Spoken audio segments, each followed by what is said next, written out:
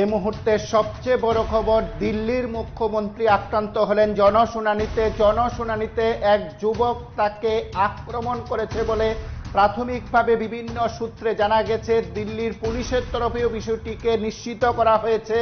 দিল্লির মুখ্যমন্ত্রী আক্রান্ত হলেন খোদ জনশুনানিতে। এই ঘটনা আজ সকালে ঘটেছে। দিল্লি পুলিশ ইতিমধ্যে বিষয়টিকে নিশ্চিত করেছে। বিভিন্ন সংবাদ মাধ্যম সূত্রে জানা গেছে, বুধবার সকালে দিল্লির মুখ্যমন্ত্রীর বাসভবনে ঢুকে হামলা চালিয়েছে যুবক। চুলের মুঠি ধরে মারধর করা হয়েছে দিল্লির মুখ্যমন্ত্রী রেখাকে। তার পাশাপাশি সেই ঘটনা জানাজানি হতে তীব্র চাঞ্চল্য ছড়িয়ে পড়েছে দিল্লিতে। সেখানে থাকা নিরাপত্তা বাহিনী এবং সংশ্লিষ্টরা সে যুবককে আটক করেছে বলে জানানো হয়েছে পুলিশের তরফে।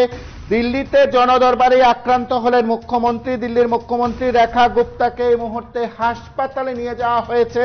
যদিও সে আক্রমণকারী যুবককে পুলিশ জালে তুলতে সক্ষম হয়েছে। দিল্লিতে জনদরবারে আক্রান্ত হলেন মুখ্যমন্ত্রী রেখা গুপ্তা, তাকে হাসপাতালে নিয়ে যাওয়া হয়েছে। আজ সকালে দিল্লির মুখ্যমন্ত্রীর বাসভবনে সেই ঘটনাটি ঘটেছে। আক্রমণকারী যুবককে পুলিশ আটক করতে সক্ষম হয়েছে। আপনারা শুনলেন, বুধবার সকালে দিল্লির মুখ্যমন্ত্রীর বাসভবনে ঢুকে এক যুবক হামলা চালিয়েছেন দিল্লির মুখ্যমন্ত্রী রেখা গুপ্তাকে।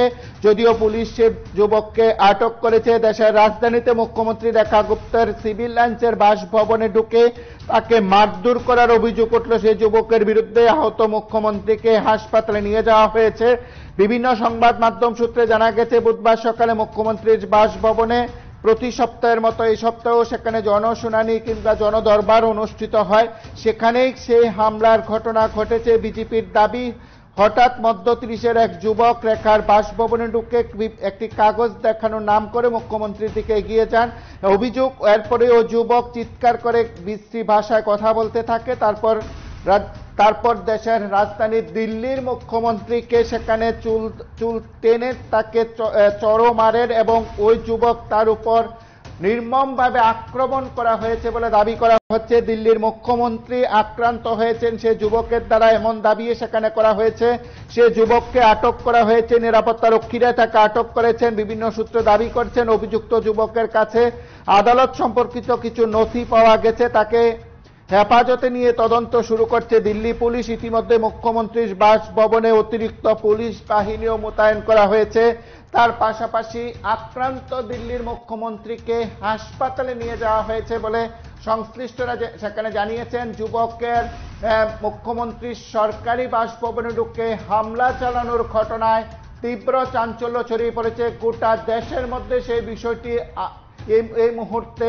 এই মুহূর্তে গোটা দেশের বিভিন্ন জায়গায় বিষয়টি ছড়িয়ে পড়তে বলা যেতে পারে বিভিন্ন মহলে উদ্বেগ দেখা দিয়েছে।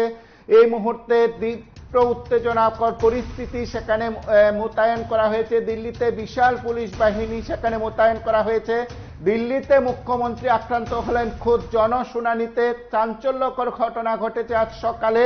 সেখানে আক্রান্ত হলেন দিল্লির মুখ্যমন্ত্রী। তার পাশাপাশি আক্রমণকারী যুবককে পুলিশ সেখানে আটক করেছে। তাকে পুলিশি হেফাজতে রেখে জিজ্ঞাসাবাদ করা হচ্ছে বলে দিল্লি পুলিশ জানিয়েছে। আপনারা দেখুন সেই মুহূর্তের ঘটনা, তার পাশাপাশি উপস্থিত সংশ্লিষ্ট সকলের কি বক্তব্য আমরা একবার শুনবো। अभी एक अचानक हुआ, एक आदमी को अंदर से लाया गया, मैडम पे हमला कर दिया। जो भी किया उसने गलत किया मैडम के साथ। हम यहाँ पे 8:15 में आए थे। क्या हुआ था 8:15? जब हम आए थे तो यहाँ लाइन में लगे थे, फिर एक आवाज आई जोर से, कोई वहाँ पे अंदर बचकाना हरकत की तरह जो मान लो करते हैं, जैसे सीएम साहब के ऊपर हमला कर दिया था। वो भी अपने सुनवाई के दौर में ही आए थे, कोई कागज लेकर अंदर घुसे थे।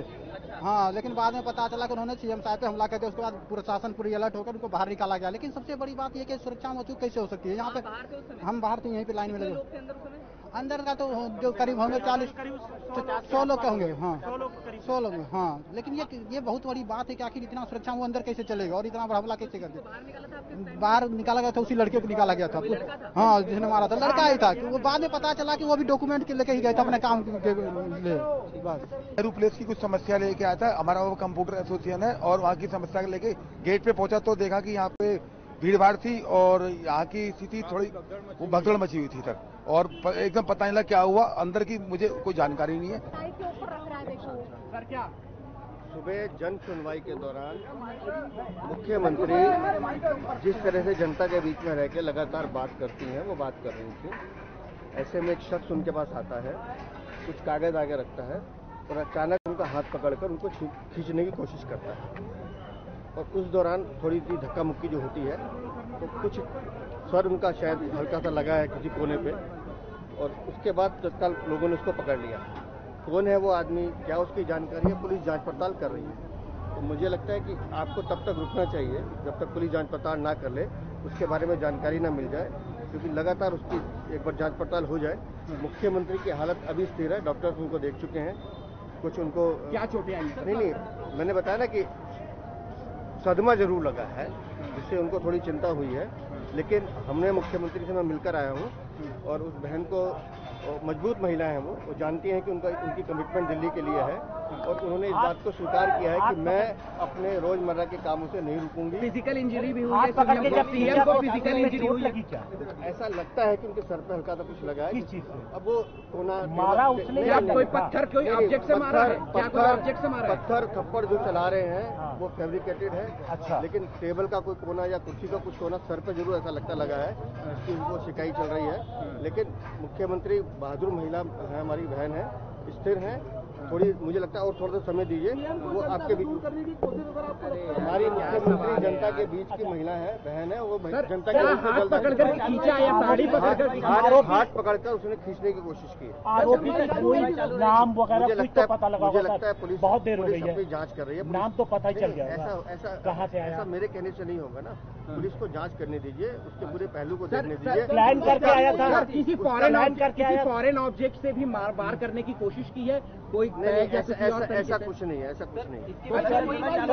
प्लान करके आया था। देखिए, मुझे लगता है मंशा इस तरह की कोई मंशा अगर होगी तो पुलिस की जांच में सामने आएगा। लेकिन एक बात तो ये है कि राजनीति में इस तरह की घटनाओं का होना निंदनीय है, और जिस तरह की घटना इस बहन मुख्यमंत्री के साथ हुई है, मैंने जैसे सुबह भी कहा है, एक मिनट, मैंने जैसे सुबह भी कहा है कि ये बहन हमारी 18 घंटे जनता के बीच में काम करती है, और इनके स्वभाव में है कि जनता से जाके मिलती है।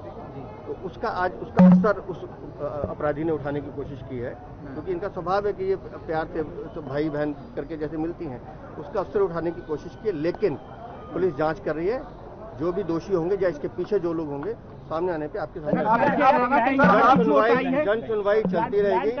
जन सुनवाई चलती रहेगी। मैं कह नहीं सकता प्लान करके आया, लेकिन अचानक एग्रेसिव हुआ तो पता चलेगा। जन सुनवाई चलती रहेगी, और बहन हमारी मुख्यमंत्री अभी आराम कर रही है, लेकिन उन्होंने ये कहा है कि मैं अपने कार्यक्रम रद्द नहीं करूंगी। देखिए, पहली बात तो ये बहुत गलत हुआ है। जनता सुनवाई पे सबका का हक है, इसमें कोई बहरूपिया अगर आज उनको थप्पड़ मार सकता है तो ये बहुत बड़ी बात है। नहीं, मैं बिल्कुल साथ में नहीं थी तो मेरे को सुनाई नहीं दिया, लेकिन हम वहीं थे कि क्या देखा? नहीं, वो अपनी कोई बात बता रहे थे, एकदम बात बताते वक्त वो अभी बात ही हो रही थी, उन्होंने एकदम थप्पड़ मार दिया, जो कि गलत है। कोई वजह बताई? नहीं, और उसको वैसे एकदम ही ले गए लोग, पुलिस वाले। पुलिस, हाँ जी, उसको अरेस्ट कर लिया था। अरेस्ट करने के बाद उसकी बहुत पिटाई भी करी, और वो हाथ के हाथ ही ले गए, अभी पुलिस स्टेशन ही लेके गए। আপনারা শুনলেন সেখানে উপস্থিত সংশ্লিষ্ট সকলের বক্তব্য। দিল্লিতে মুখ্যমন্ত্রী আক্রান্ত হলেন খোদ বাসভবনে, সেখানে বিশাল নিরাপত্তা বাহিনী মোতায়েন করা হয়েছে। পরবর্তী ধাপে কোনো বিষয় বেরিয়ে আসে কিনা সে আক্রমণকারী যুবককে জিজ্ঞাসাবাদ করে সেটা পরবর্তী সময় জানা যাবে। দেখতে থাকুন PB24।